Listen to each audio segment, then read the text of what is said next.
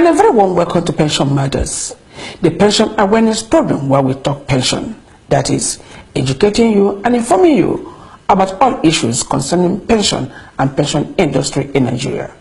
My name is Princess Rabi Ibrahim, and I'm so glad to have you join us. In today's episode of the program, we'll be discussing assessing money from the Contributory Pension Scheme and to assess the pension industry as a whole. For details of this and more, stay with us as the program will continue shortly. Welcome back, and if you just joined us, the program is Pension Matters. And up next will be Pension Trail, and Adanze Okorocha is our guide. Thank you very much, Princess. Hello viewers, welcome to Pension Trail. I am Adanze Okorocha. First on our story today, PenCom organized 2016 conference. The National Pension Commission held the 2016 conference for directors of pension operators in Abuja, with the theme strategically positioning the Nigerian pension industry. The Director General of PenCom, Mrs. Chinelo Anahu-Amazu, on her opening remarks said that the conference is designed to promote capacity building and institutional strength of the pension industry, which focused on good corporate governance. The pension industry has been growing from strength to strength and has become seemingly insulated from the vagaries of the environment, not just in Nigeria, but the world over. And we owe this to the clear and able direction of the PFAs and the PFCs, with the directors leading them. So I thank all of you very much for this. She also urged the participants to provide inputs that will enhance the execution of micro-pension in the country. A keynote address was presented by Dr. Pascal Dozier, stating the overview functions and structures of corporate governance in the pension industry. To stem the above, that the idea of a unified corporate governance code for the private sector in Nigeria is necessary. Though an attempt is being made by the Financial Reporting Council to come up with a national code of corporate governance, the draft presented on the 23rd of June 2016 is still under contention. He also said that the directorship of company needs a proper dedication to discharge a fiduciary responsibility in corporate governance. And lastly, stakeholders can boost real estate with pension fund. The Director General of the National Pension Commission, Mrs. Chinelo Anahu-Amazu, said that the total value of pension fund assets with licensed pension operators has risen to 5.6 trillion naira, and she urged the stakeholders in pension administration to utilize the provisions of Pension Reform Act for infrastructure and real estate development in the country. She disclosed this in Lagos while presenting a paper titled An Overview of Pension Reform Act 2014 and the Provision for Investment Outlets in Real Estate Sector. She informed the participants that the new Pension Reform Act of 2014 has made the provision for state and local government to embark on pension fund investment in housing subsector, unlike the 2004 Act, which only includes the federal government services. Well, viewers, this is the much we can take on pension trade today. Let's get back to Princess for more on pension matters. Thank you very much, Adanze Okorocha, for that wonderful update that is telling us the happenings in the pension industry for this week. Viewers, the program is still Pension Matters, and up next will be our pension education. Stay with us. Today on pension education. Investment of pension contributions. Pension contributions are a common assets pool run by a financial intermediary on behalf of a company and its employees to generate stable growth over long term and provide pensions for the employees when they retire. Pension funds are managed and invested by pension fund administrators who are regulated and guided by the National Pension Commission. Investment of pension funds as stipulated in Section 86 of the Pension Reform Act 2014, that's subject to guidelines issued by the Commission. Pension funds and assets shall be invested in any of the following: A. Bonds, bills, and other securities issued or guaranteed by the federal government and the Central Bank of Nigeria. B. Bonds, bills, and other securities issued by the states and local governments. C. Bonds, debentures, redeemable preference shares, and other debt instruments issued by corporate entities and listed on a stock exchange registered under the Investment and Securities Act. D. Ordinary shares of public limited companies listed on a securities exchange registered under the Investment and Securities Act. E. Bank deposits and bank securities. F. Investment certificates of closed-end investment funds or hybrid investment funds listed on a security exchange registered under the Investment and Securities Act with good track records of earning. G. Units sold by open-end investment funds or specialist open-end investment funds registered under the Investment and Securities Act. H. Real estate development investment, or I. Specialist investment funds and such other financial instruments as the Commission may from time to time approve. The interest generated through the investment of the pension contributions are accrued to the retirement savings account holder, paving a way for the retiree to have more funds in their retirement savings account. The wide range of investment opportunities is not only for the stable growth of the economy, but also for the safety of the pension funds, thereby safeguarding the future of retirees. This also has been provided for in the Pension Reform Act 2014, where restrictions on certain investment instruments are placed to safeguard pension funds. This is all we have for you on pension education. Thanks for watching. The program is Pension Matters. Next is our Up Close segment. In our Up Close segment today, I'll be discussing with Dr. Farouk Aminu, who happens to be the head of Research and Strategy Management Department of the National Pension Commission. Dr. Farouk, welcome to the program. Thank you very much, Princess. Nice to have you again. Thank you very much. Dr. Farouk, last time when I had you on the program, we talked about the National Pension Commission, their role, and the success story of the contributory pension scheme so far. Today, I want to ask you, one of the major problems that made the old pension scheme, that is the defined benefit scheme, to fail was the inability of the retirees to access their benefit under that scheme. Now, how is it with the contributory pension scheme? Is the story different or the same? Thank you very much, Princess. Our viewers, it's interesting to do some little comparison on this issue. Okay. Now, we had a general problem before the pension reforms of 2004, and what actually prompted that problem was the fact that the administration of pension was weak, very corrupt, very, very intransparent in the way things are being handled. Exactly. And we still are struggling to clean up the database on that. People were pushed in on the pension on the pension payroll as ghost pensioners. And then when those monies were given, people would just keep them behind in banks and fix those monies and then earn interest. Now, all those, you can say, are gone under the contributory pension scheme. Okay. Yeah, I mean, you can be very, very confident in saying that we have been able to clean that mess. However, in terms of payment, I can say that when you look at the private sector, payment to the private sector is very much easy because people don't have accrued benefits, or those who have accrued benefits, the companies are able to set aside these monies, and then when people retire, or in fact the monies are already transferred into the RSS, so when people retire, they can easily access their retirement benefits. Okay.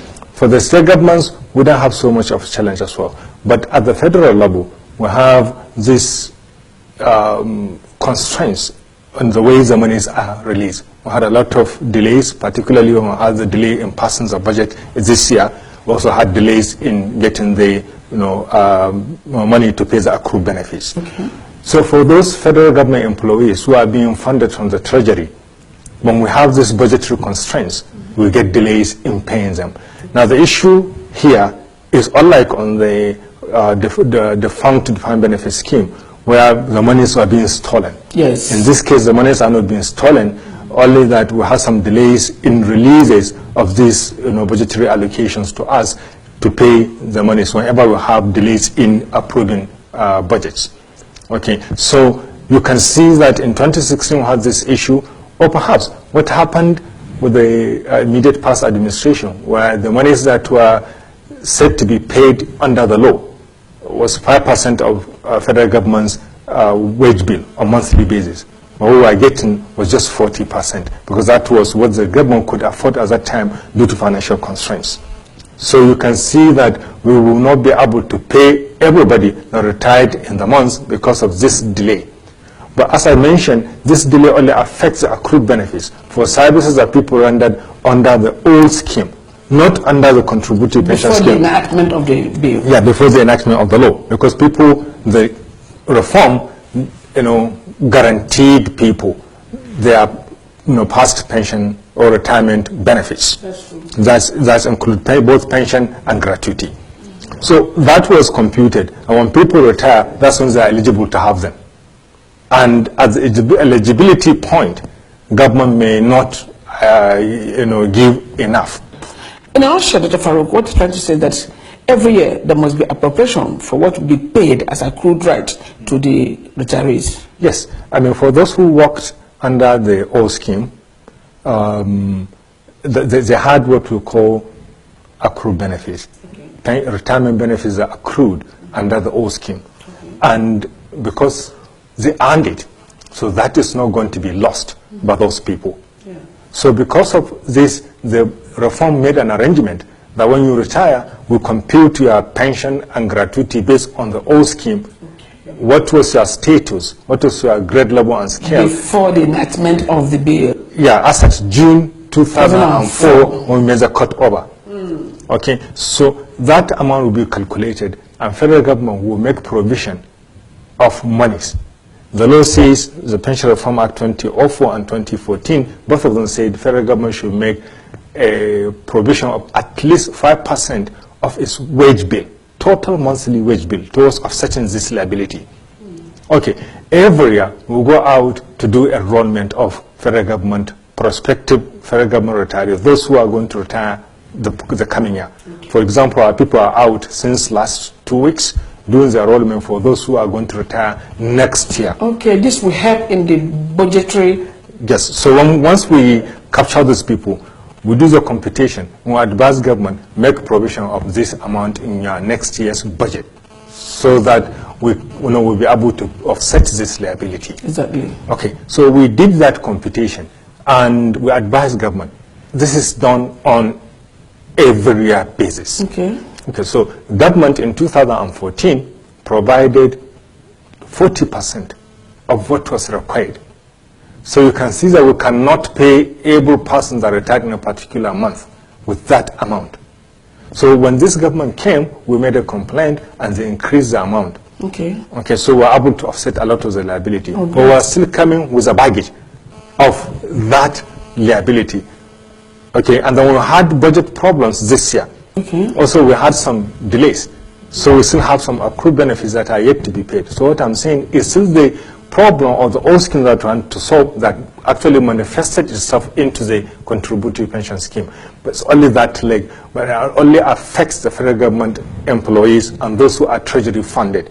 But we are getting to the bottom, at least once, if we can get enough monthly releases from government, we'll be able to offset. In a nutshell, Dr. Farouk, what you're trying to say is that this time around, under the contributory pension scheme, the payment of monthly pension is regular and timely. Yes, it's regular and timely, very much. In fact, once we cross, because this is just one happening, once it happened and we get the accrued benefits, there will be no more enrollments, there will be no more verifications, there will be nothing. You will get to your pension seamless until the end. Fantastic. Yeah. Viewers, we'll take a short break now to come back and continue with Dr. Farouk.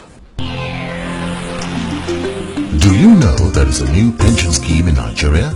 It is mandatory, it is contributory, it is fully funded, based on individual retirement savings account. Under the supervision of the National Pensions Commission, the new pension scheme guarantees lifelong financial independence for every citizen of Nigeria in public or private employment. PenCom says it's a new dawn. Call the National Pensions Commission now or log on to www.pencom.gov.ng for further details. PenCom, your contribution counts. Welcome back. Dr. Farouk, before the break, we were talking about how easy it is to access retirement benefits now under the contributory pension scheme.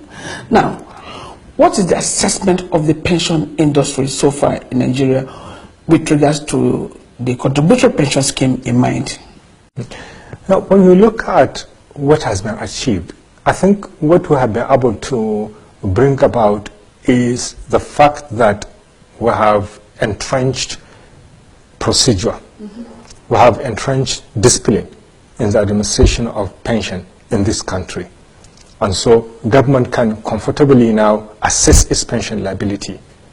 Government, once you pay somebody salaries and then you pay the pension contribution per month, you know that you are done with that individual. If he decides to retire today, that is his business. Yeah, the pension is already available in his retirement savings account.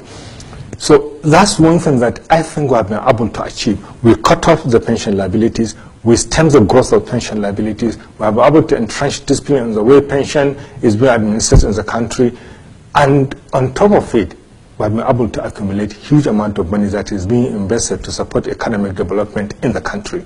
If you look at the insurance industry, the Act provides that we go for group life insurance, also for life annuity for those who want to retire under the life annuity arrangement. This has pushed a lot of developments into the insurance industry in this country. When you look at the financial services industry, you can say the insurance industry is still our baby. It's still the baby of the rest of the industries in the financial services sector. So this has pushed a lot of money into that sector and demanded for a lot of developments in the insurance sector. Yeah, we have also worked with Securities and Exchange Commission in the development of corporate debt instruments. Now, instead of companies going to banks to borrow money, they can actually come to the pension industry and borrow. They won't come to us directly, but they will go and issue out corporate debt instrument, corporate bonds, just like federal government bonds. So they issue out these corporate bonds, and then they can take, pension fund administrators can invest in these corporate bonds, and that will provide direct financing, or rather financing, for companies, okay, in the country. So that will give them money that they can keep for longer, because once they borrow in banks, bank borrowing is always short term. You can only roll over. So maybe you take bank loan for 1 year, probably 2 or 3 years, and they have to roll over and roll over and roll over. While this one, they can give you the money, you say a bond of 20 years, you can take the money for 20 years. Only thing is you need to be servicing the interest on a yearly basis. So you keep the money for 20 years. That will give you a better planning horizon than just borrowing and then you need to roll over, because the banks may not be able to roll over sometimes. And then you take these monies at cheaper rate. Maybe banks will charge you X percent. We charge the corporate bonds charge less percentage. So you can see that it's a better way for companies to develop. They have long-term plans for development. They can get the money and then they can pay less. So, I mean, you can talk about this, that the pension industry has been able to provide as more than just discipline and stemming the growth of pension liabilities for government, but also providing an avenue for the private sector to develop. And the private sector has been taking the opportunity to develop. Even banks are raising bonds now, and yes, the DFS are actually buying the bonds. So in effect, banks are borrowing from the pension contribution. Yes, so because there is a lot of input really. You can talk of endlessly about the development brought about by the pension reform to Nigeria. I agree with you, Doctor, that a lot of milestones has been achieved. Yeah. That is with regards to the pension industry in Nigeria, since the enactment of this bill in 2004 and amended in 2014. Yeah, thank you. For example, now Nigerian retirees have nothing to fear again as regards to whether to get their retirement benefit as and when due. The fear is gone, and the pension industry in Nigeria is doing well, and everybody can attest to that. Yeah. Now, I want to know, what are the challenges the contributory pension scheme is facing right now, or what challenge do you think, do we envisage that the scheme will face in future? I think really the greatest challenge that we have at the moment is the ability of government to pay the accrued benefits timely. Okay. I think if we can really get this sorted out, I don't envisage any bigger challenge. The other challenge perhaps we have is that Nigerian economy, although the largest in Africa, was not very diversified. Mm-hmm. For example, if you go to South Africa, the second largest economy in Africa, that is more diversified than the Nigerian economy. Mm. So we have been getting this huge amount of money, and we are trying to restrict it to be invested only in Nigeria to develop the Nigerian economy. And it's having the effect, but maybe the effect is not at the speed that we would like to see. Okay. Because the economy is still trying to diversify and expand. So with an economy that is more diversified than this, like the South African economy, that would be easier for the pension funds to just get in and make more money for the people that are contributing the money. But for Nigeria, we have to grow with the economy as it is being, grown. So also the pension industry is growing. But maybe we are growing faster, or we want the economy to grow more than just it is going. So perhaps we feel if we had a more diversified economy, and we'll be able to invest the assets in such a way that, we'll get more money for the people that are contributing. Although we're making impact, we're making the money, but the dearth of qualified assets for pension funds to invest in, is one issue. Because we are so much concerned about the security of these assets. That is topmost in what we do. So we don't like them to get investors in everything. So of the 170 plus companies that are listed on the Nigerian Stock Exchange, yes, probably just about 30% of them are qualified for pension funds to be invested in them, because of the rigidity of PenCom in ensuring that these assets only go in companies that are comfortable. Yeah, so these are some of the things that we feel are some of the challenges. For example, when you look at the oil majors in this country, they are not listed on the stock exchange. We look at the mobile telephone companies. MTN is planning to list in 2017. If we have all of them to list, none of them is listed on the stock exchange. If we have them to all list on the stock exchange, that will give Nigerians opportunity to invest in these companies that are making money in Nigeria. So we're trying to see how this can be encouraged, more or virtually all of the mobile telephone companies to list on the Nigerian Stock Exchange, to give Nigerians the opportunity to invest in them because they are making this money in Nigeria, but also have the pension assets to be invested in them, so that that Nigerians that have contributed can benefit. Can also benefit from the services they provide. I agree with you absolutely. But Farouk, we don't have much time now with us, but before I let go of you, I must ask you, what do you feel about our pension education segment today? And today on pension education, we talked about investment of pension contributions. That is a very wonderful program, segment of your program.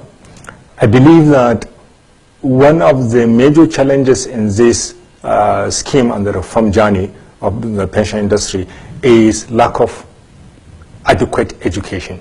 People need to be really sensitized, people need to be educated, and awareness has to be created in all sectors of what we do. So I think this is wonderful, and anything that will make Nigerians to understand the scheme is going to create more buy-in into the scheme, and is going to promote similar programs of government.